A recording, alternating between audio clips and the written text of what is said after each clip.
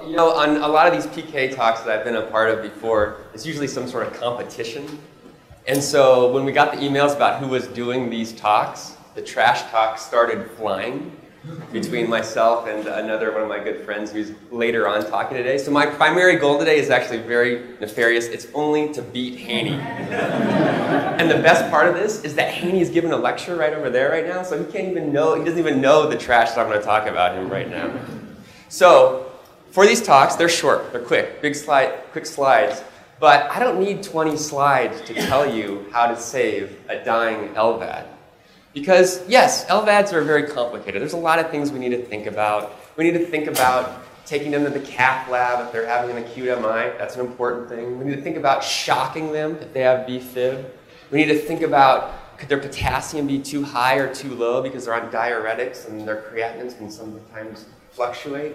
And we need to think about fluids on them because they have a fixed volume getting sucked through this. And so this bizarre event called a suction event can occur where the ventricular walls, the left ventricular walls, can actually collapse on themselves if they get too dehydrated. So we need to think about all of those things, but that's what you guys are all so good at.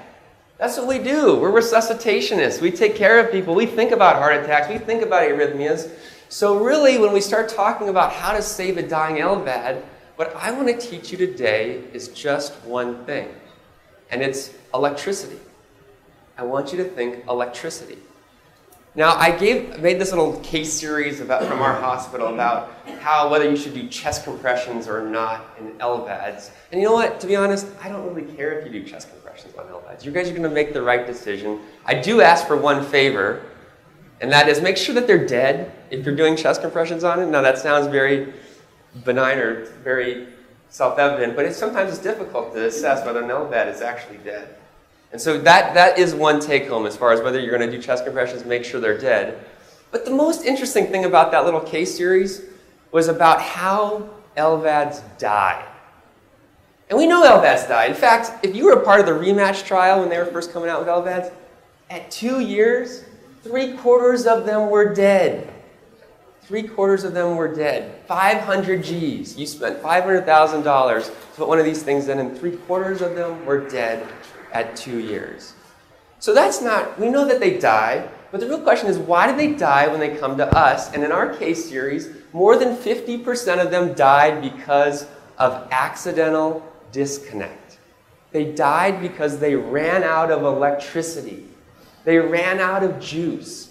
Now, before you start making all these judgments about how should win the Darwin Award for the stupidest way to die, I want you to really think about this.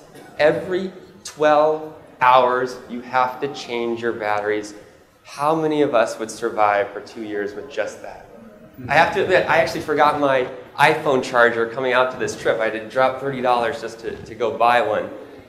And I can't keep my phone juiced up, let alone remind myself to get batteries. If you were even 99% successful at remembering this, you don't even survive 6 months. Okay, so electricity is a big deal. And so Haney will tell you, we should throw away our stethoscopes. We should bring out our echo probes. We should look at the heart. And I want you to tell you something different today. I actually want you to bring back the stethoscope. Because when you're assessing that LVAD in extremis, the first thing I want you to do is go up and listen to the heart. I don't want you to listen for the heart sounds. I want you to listen for the hum of the motor. Because if you hear the hum of the motor, a lot of good things are happening. They've got internal ECMO going on already if you've got a working LVAD. But now when this situation comes up, there's always a complication. So the medics may come to you, or the nurses may come to you. Not nearly as annoying as I was hoping this to be, but this is the sound. When the LVAD comes in, it's going to make the loudest, most annoying sound you have ever heard. And I'm telling you, it will drive you crazy when you first start assessing that patient. When you're trying to figure out what's wrong with them, there is this god-awful noise that it makes. And so before you start thinking about it, before you start getting to that situation, you need to start thinking about how the LVAD works electronically.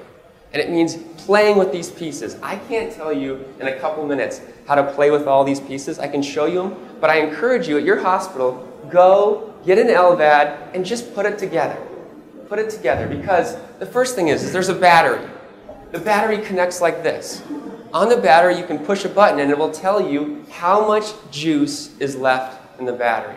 They should have a second set of batteries on them at all times. It may be, when your LVAD is in extremis, as simple as taking one of their batteries, taking off the one that doesn't have any juice, and replugging a new one in. You need to think about where it connects. This connection is oftentimes not quite adequate. They didn't push it in all the way. Imagine just saving someone's life just because you pushed a little bit harder on the battery. They also have this system controller, and each one of these is different, so I don't want to focus too much on how each one of these look. But the system controller, they should have a second one of these as well. So if one of these is malfunctioning, you simply take it off and you put the new one on. And then finally, if you're at an LVAD center, which is where ambulance traffic should be directed for a dying LVAD, you should have one of these. A power module, where you can actually take the patient and just plug them into the wall. And you should actually do this as soon as they get to your ER, no matter what, so that the alive LVAD doesn't die on you in your ER simply because you ran out of electricity and then couldn't find the power module.